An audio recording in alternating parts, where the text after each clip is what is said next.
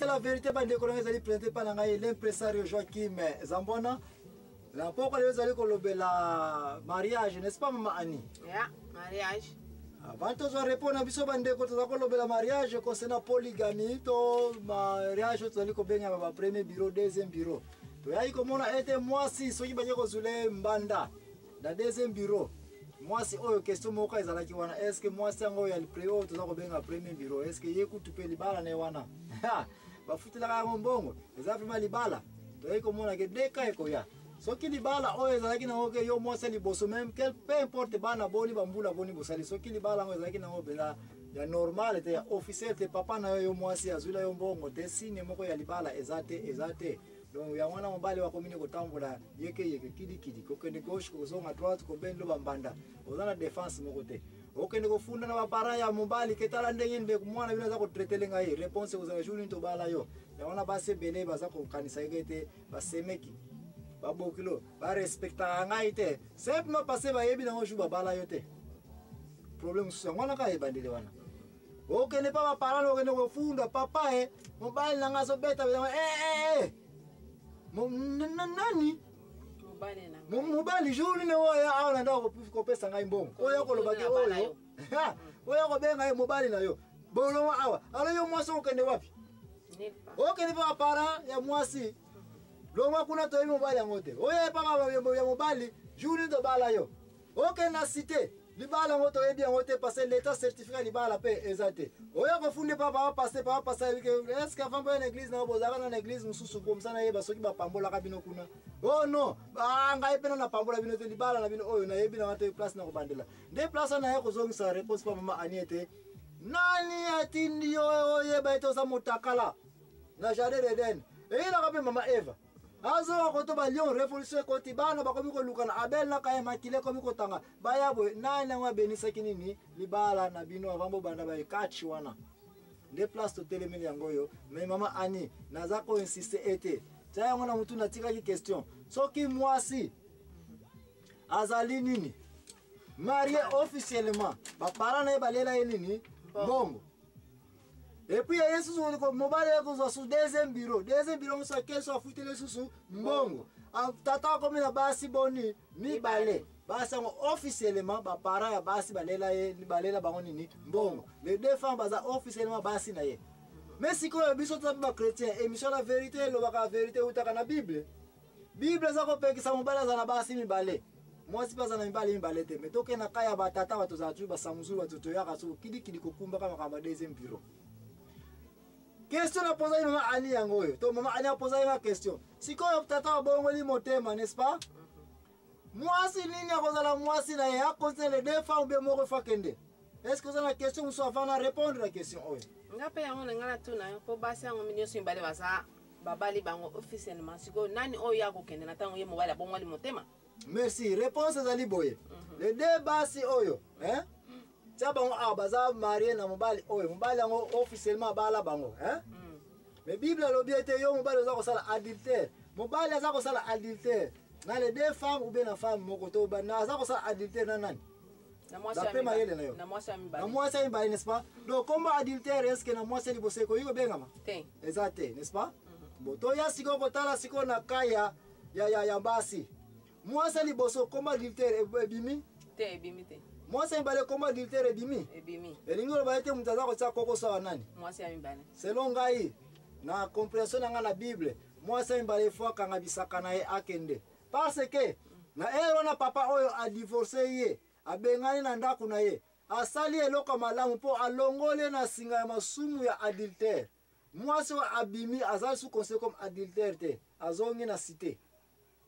Bible za ko pekisa divorce. Parce que soko longoli mwasi na ndaku na yo obenga na cité Bible lobi osai nini mwasi ngo komise nani mwasi ndumba o exposer or mwasi oyo na kata ndaku na deja za konseko mwasi ya ndumba mwasi adultère olongoli le lamba santu petelo lati mtu le lamba santu Paul ba onus bazaka banani ba santu kaka mwasi ya libala za ndaku ya libala ya deuxième bureau azali ja konseko mwasi adultère mwasi bikobo mwasi ndumba Obi saye akena bikobo na mais au contraire chance au pesi azonga na cité akene suko luka nini occasion ya kozwa mobali oyo azalike ya miba azana basi mwa cité soki okazane ko yela mwasi na fwa ke ne bala na ele susu et puis libala ne komia nini ya bosembo lisusu akiko banda via sika mwasi ope soka sambela ka eza malamu pona ye ko bima na ndako oyo pake ne ko luka oyo ayenza mbako pesa ye ake ne ko sangala bango mbale so bakomika ka moko mama ali kamuzali ko supporter la vie chrétienne adultère mais polygamie eza permité est-ce que toyokani question ezali awa bongo siko soki mwasi ami bale babala ke officiellement na libala et puis mwasi ali ya liboso tata wa pesa le mbongo te me bavandi bambule na babota bana bakoma mikolo siko kaya boy tata wa ko bongo la motema azana deux femmes mwasi oya liboso to bena ka premier bureau miso muntu ya muntu te makanisi ya muntu ya nzambe te oyebisu nzema mabanza mameka beno kwe oyebisu makanisa nzambe ya nzambe abatia batute mwasi oyiko na ndako libala bambula na bambula bazuli mbanda mbanda oya deuxième bureau soki papa oya kena ko pesa mbongo na libala mwasi wana soki kokoso ya mobala ko bongo la motema ekifatika mwasi moko ye na datu wana makamo ko ngundu yo mwasi ya mibo ya liboso si bien que mokirito yako lobaki oza mwasi ya liboso yo mutoko kende oya mibale soki bafutele mbongo officiellement permission ezalaki ye mutu akotika na ndako makambo eko renverser elingi lobake welela yo mutu o nzambe a protéger si Dieu est pour nous qui sera contre nous personne mamani oza na confusion to monique réponse nga na pesi selon référence biblique ezali mabe parce que tozana ba verset biblique to pesa na bataki na kotanga na bandako baki na koswana na biblia en tout cas oza na raison o monique mwasa liboso soko zana na libana na babala yote pouvoir na titre mwasa liboso na ngote so ipo azuli ombanda ko yako kosa biso te bazuli nga deuxième bureau parce que yo moko pe ozaka na nini babala na bango yote kibwangezi ya kokota na kigoigoi na makasi kaka okoyiko na même soko isi 80 ans soki libala no basala na officiellement te papa no soka lela yo mbongo te yo mwasi na no bala na yo kakate yo mbali pina no bala na yo kakate mama likambo zonga na original kende ko corriger erreur wana retard na vie ezalite boza obligé kaka bo kende ko silisa nini libala makambo libala na bino oko exception pa nzambe ezalite silisa makambo ya nini ya libala na yo sikoyo na libala ok famille étendue neti ba semeki na babokilo bazutielo ba deja na kata libala bata libanda bayo ko sa dezo na kata foyer oh ka facile mais loba ya sikoyo yo ndenge nini boko katra likambango bonde okata likambo oyo encore une fois toujours na yebisaki ongana zokanga makana libala ya Rebecca na libala ya Eva libala ya Rebecca officiellement libala ya Eva illégal na réponse na ngaiza boyo libota oyo mwasa mbali bazango na kimeme mesiko désordre okota na batalibanda baseme ki ba petit frère babo kilo pe bakoti et puis zizani ekoti na kata ndako oyo mote ekoti na ndako oyo solution liboso to koya ko analyser libala oyo histoire nango encore une fois babala laki officiellement ou bien libala ya zizani kaka ya nzila nzenga soki eza libala officiel to lobela jango na émission na biso batu to ko recommander ba ngotanga babaki na kolanda émission nini ya oya nani to salaka oya femme ya femme émission mo so to salaka za ko recommander ke